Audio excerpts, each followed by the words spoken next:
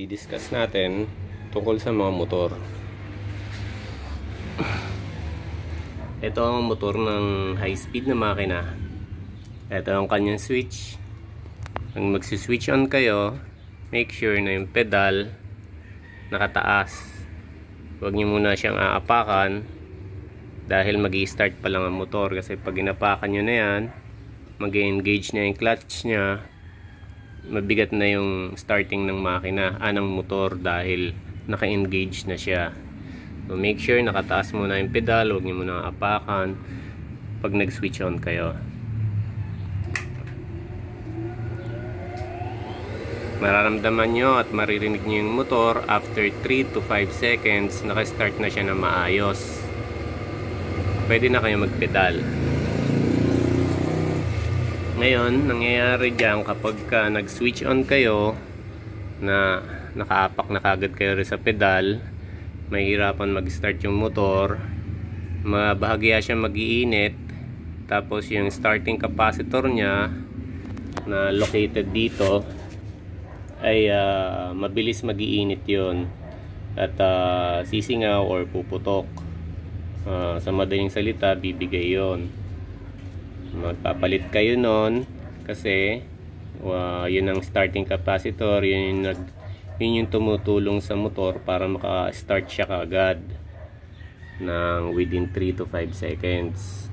So kung nangyari sa inyo yun, umusok siya dahil na-start nyo siya ng nahirapan siya, i-open nyo lang ito, matatanggal nyo itong takip na to, then makikita nyo dyan yung capacitor. Pag nakalas nyo na yung tornilyo, alisin nyo itong takip, makikita nyo yung capacitor na to. Usually nakasulat dyan kung anong rating yan. Ang rating na importante nakasulat dyan, hanapin nyo kung ilang microfarad at kung ilang voltahe. So pag nakita nyo na yung rating ng capacitor, pwede nyo na yan alisin. Hanapin nyo yung connection nya. Ito, dalawa lang naman ang paan yan eh. Tsaka ito.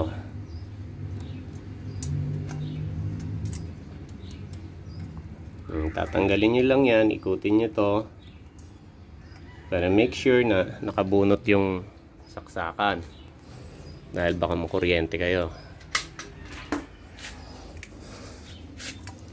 Tatanggalin nyo to para maihiwalay nyo yan. Ganun din yung isang paa nya. Tapos huwag nyo kagad hawakan itong kanyang wire, kasi capacitor yan, usually may karga pa yan na kuryente. So pag natanggal nyo na pareho, pwede nyo pagdikitin yung dalawang paa para ma-discharge yung laman nito. Then isalpak nyo yung bago, ganun nyo rin i-connecta. Okay lang naman yan magkabaliktad yung dalawang paa nyan, walang problema yon. Tapos ibalik nyo itong takip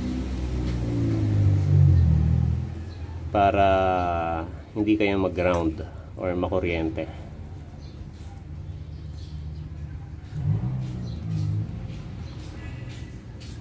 So pagkatapos nun, pwede nyo nang i-start ulit yung motor nyo. Pagkatapos nyo may ibalik yung mga takip.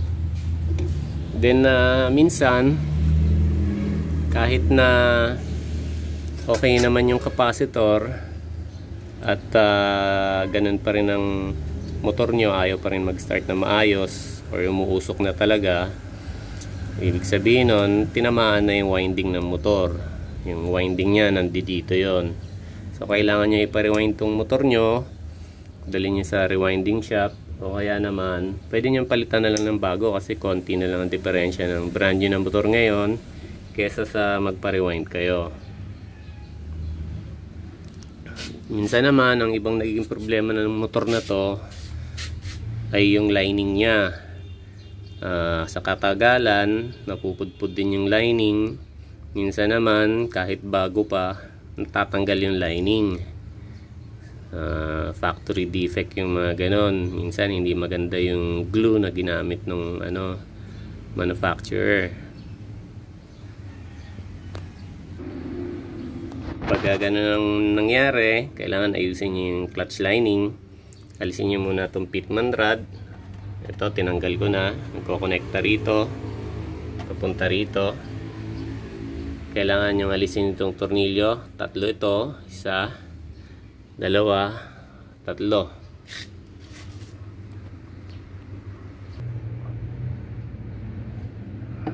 Para matanggal nyo itong clutch assembly. So, yan yung flywheel. Pag in-start yung motor, yan yung iikot. At habang umiikot yan, pag inapakan nyo na yung pedal, itong lining na to, ito yung didikit dun sa flywheel. Para sumama siya sa pag-ikot. So, ito yung lining. Ito yung kusang napupudpod. Ito may bago kasi to, kaya yan pa lang yung tama niya. Pero minsan ito kusang natatanggal pagka hindi maganda yung dikit ng manufacturer. So mangyayari dyan, kailangan nyo lang itong palitan. Ang pagpalit nito, syempre bibili lang kayo ng ganyan din, mura lang naman yan, wala pang 50 pesos yan. Tapos sure nyo na matanggal nyo yung natitira at lihahin nyo, kasi lalagyan nyo yan ng rugby, yung bakal na maiiwan dyan. Pag nilagyan nyo na ng rugby, itong bago nyong lining, lalagyan nyo rin ng rugby, yung ididikit nyo dyan, yung side na ididikit nyo dyan sa bakal na yan. Ito pala yung pinaka clutch disc nya. So pag napahira nyo na ng rugby pareho, both sides, itong clutch disc at saka itong lining, yung isang side ng lining, patuyuin nyo muna ng mga 10 to 15 minutes. And then pag medyo tuyo na siya, tsaka nyo ididikit, i-align nyo, kailangan pantay ang pagkakabit nyo ganyan. And then pagka na-i-align nyo na at nailapat nyo na, pukpukin nyo para mas dikit ng gusto. Tapos pwede nyo nang gamitin yun. Ganun din dun sa brake lining. Brake lining naman, kailangan nyo tanggalin tong clutch disc para ma-expose yung brake shoes. Yun yung brake shoes, doon nakakabit yung brake lining. Ayan. So, ganun din ang sistema ng pagpalit ng brake lining. Tatanggalin yung mga natitira para malihan nyo yung ma-expose yung bakal, at doon kayo maglalagay ng rugby. Tapos yung ikakabit nyo na brake lining, yung isang side nya na ilalapat nyo dito sa brake shoe, lalagyan nyo ng rugby. After 15 minutes, patuyuin nyo, tsaka nyo ilapat, tsaka pukpukin para mas dikit na husto. After nun, pwede nyo gamitin ulit yung motor nyo. Sigurado yun. Sa pag-adjust naman ng clearance ng motor, tsaka sa lining at tsaka sa brake, importante din yun. Ito yun naman ang sunod na ituturo ko. So after nyo may kabit lahat, yung tatlong tornilyo na may washer, kabit nyo tong pitman rod. Tamang dapat yung taas ng pedal, hindi masyadong nakatingala, hindi masyadong nakayuko. Dito ang adjustment nun. Then ito naman ang pag-usapan natin, yung clearance ng brake at saka ng clutch. Kasi pagka ito nirest nyo, dapat may play ito na tamang-tama lang, hindi yung sobrang laki ng play nya, wag naman yung sobrang liit lang, kasi ibig sabihin nung masyadong maliit yung play nya, masyadong dikit yung brake nyo dun sa clutch. So may tendency na baka maipitan lang yan ng konting dumi, baka uminit yung motor nyo dahil naka-engage yung brake nya, nahihirapan umikot yung clutch. So ang adjustment nya ay nandito. So eto, subukan natin i-adjust natin yung play nya, subukan natin paliitin. Kasi merong ibang mananahe na gusto niya konting hapak lang, usad na. Luwagan niyo muna tong tornilyo na to, lock nut yan. Tsaka itong set screw na to, ito yung umiipit sa brake shoe para hindi pumalag. Luwagan niyo lang yan, hindi niyo na kailangan tanggalin. Then pag maluwag na pareho, check ulit natin yung plane nya. Kailangan niyo itong iikot para lumubog siyang pag ganon. So iikot niyo siya ng clockwise. Yan. Kung papansin nyo, lumit yung clearance ng ng clutch. Pwede pa natin niliitan pa ulit para lang malaman nyo na lumiliit talaga. Yan, halos konti na, halos nakadikit na.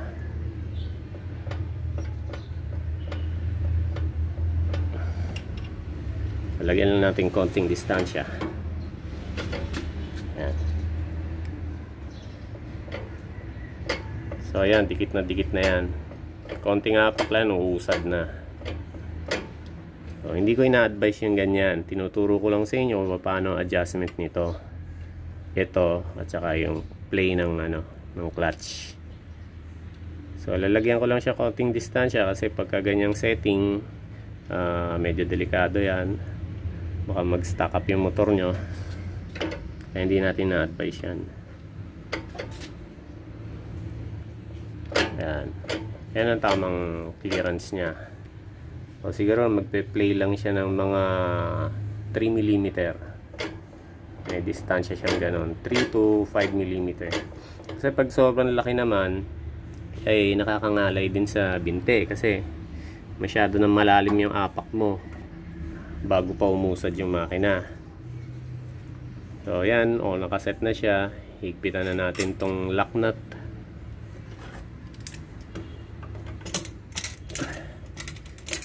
Tapos na higpitan yung lock nut, higpitan natin tong kanyang set screw ng brake shoe. Bahagya lang, huwag niyong pupuwersahin to kasi ang purpose niya lang naman para hindi pumalag yung brake shoe. Yung brake shoe kanina ay nakaganon. So nakatutok siya dun sa parting taas ng brake shoe para hindi lang siya pumalag habang nagbe-brake kayo. So yun, nakaset na siya ng maayos. Yan ang tamang clearance. Ito, importante rin to. Kailangan to gumagana kasi kung yan luluwagan nyo ng todo, pakita ko lang sa inyo, mapapansin nyo na itong lever ng clutch ay babagsak.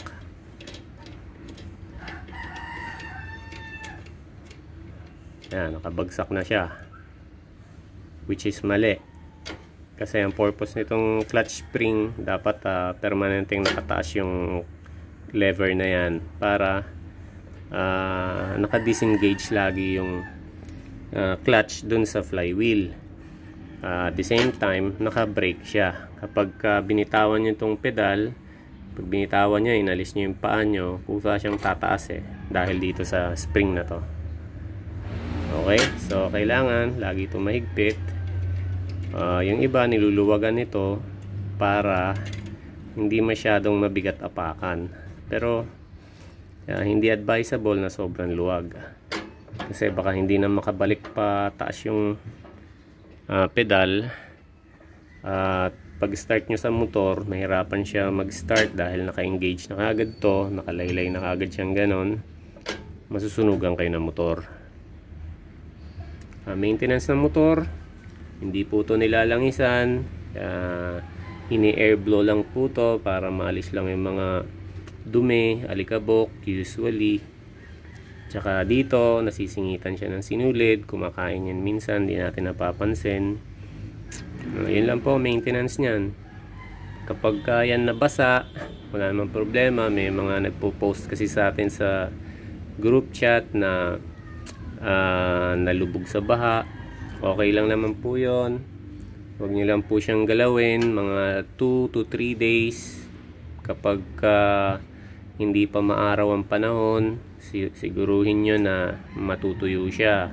Pero pag maaraw na ang panahon, kahit kinabukasan, i-air blow nyo, or para sigurado after 2 days na maaraw yung panahon, siguradong tuyo na yung loob nyan, pwede na ho yun gamitin. Hanggat maaari, kung nalubog siya sa baha, i-open nyo to, i-open nyo rin yung likod para make sure na walang mga naiwan doon na mga dumi ng baha at saka tubig.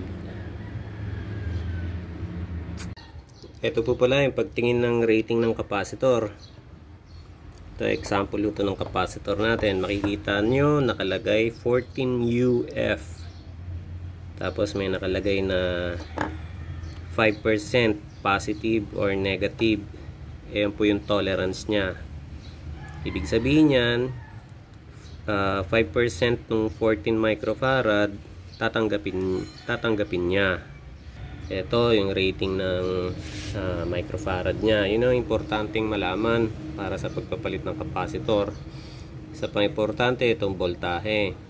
Kung 250 volts siya, dapat ganun din ang kukuhain yung kapasitor na pampalit. Huwag yung kakabitan ng 400 volts, huwag din yung 450 volts. Baka sumabog kagad yung kapasitor nyo. Ito, huwag nyo naintindihin to kasi yung hertz naman, depende yan sa bigay na klase ng kuryente na Meralco sa atin. Minsan magugulat kayo, di ba? Merong ventilador tayo, ang bilis ng ikot. Ibig sabihin kasi nun, baka inaakit ng Meralco yung kuryente natin sa 60 Hz pataas, baka umaabot pa nga ng 70 Hz. Minsan naman sobrang hina ng ikot ng ventilador natin, baka yung binibigay sa atin na kuryente ay 50 Hz lang or mas mababa pa. So yun ho, ito naman walang polarity. Kahit magkabaliktad ho itong dalawang wire, pag kinabit nyo, walang problema yon. Sa rotation naman, hindi ko na i-discuss kanina. Usually, yung mga motor ngayon meron ng ganito. Yan yung nagdidikta ng rotation. Toggle switch ho yan. Pipindutin nyo dun sa kabilang side, or kung hindi naman dun sa kabilang side. Hindi ho yan pwede iset sa gitna, kasi yan ang magdidikta ng rotation. Pag nilagay niya sa gitna, hindi alam ng motor kung ano rotation ang gagawin niya. So kung high speed, dapat dun siya sa setting na pang high speed. Kapag baliktad na ikot niya, i-off niya lang yung motor, hintayin niya na maubos yung power niya. Kasi kapag in-off niya yung motor, hindi naman totally tumigil na ang ikot ng flywheel niya. Hintayin yung tumigil yon, tsaka nyo i-switch to sa kabilang side, then tsaka nyo i-on ulit yung motor. Ganun ang pag-set ng rotation ng motor na may ganito. Kung wala naman siyang ganitong switch, kailangan nyong i-open yung, it's either dito, magwa-wiring kayo dito, o kaya naman dito sa switch. Nandito yung pagbabago ng wiring para bumaliktad yung ikot. Kung gusto niyo naman po malaman kung paano gawin yon, pwede nyo akong i-comment sa comment section natin para maituro ko po yon sa mga interesado. Ayun lang po para sa araw na to. Salamat.